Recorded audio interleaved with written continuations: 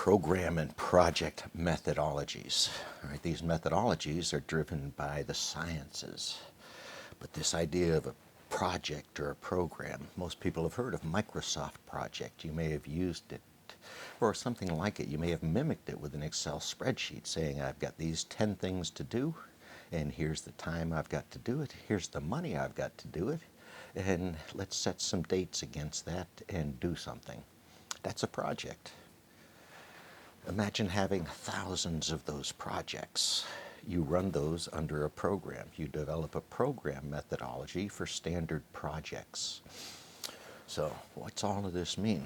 Well, this is a few years in the life of multinational global corporation development of project and program standards inside methodologies well defined inside of industry and engineering, not science. We use the sciences. This is what engineers try to do. So what's this about?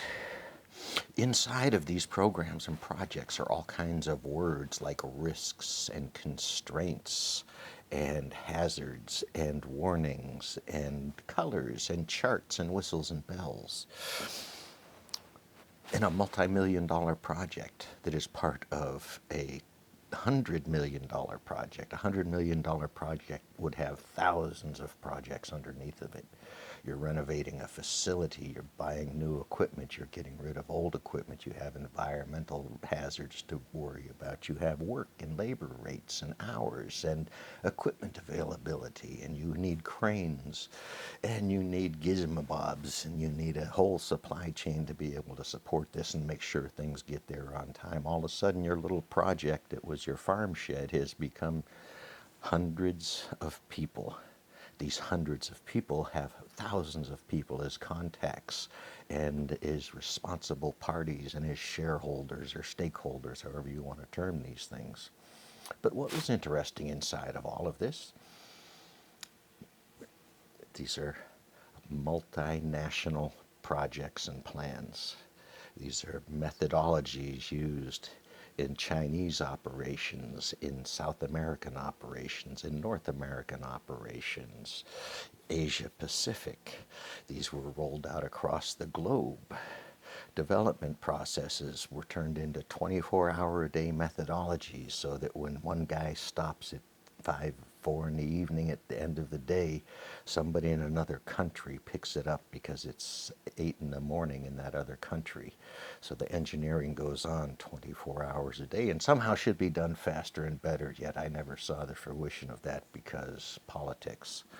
So inside of these massive programs, there is rarely a God idea or a God risk, other than a holiday pursuant to some beliefs that is allowed for in a schedule for manpower and payrolls and everything else that goes along with these days off during the week, no matter the reason.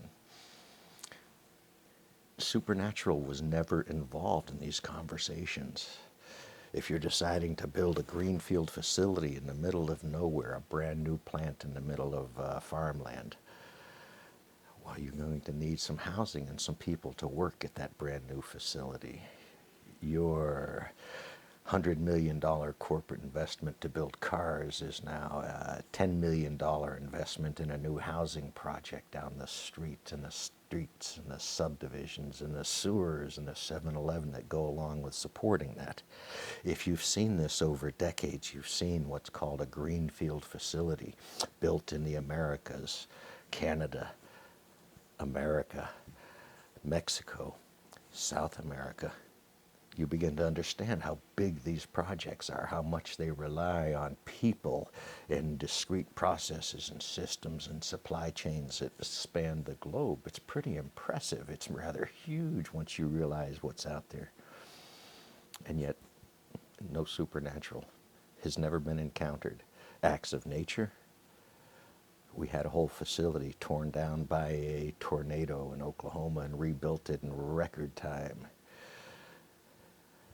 Good people, good planning, good engineering, and big money. How the world works.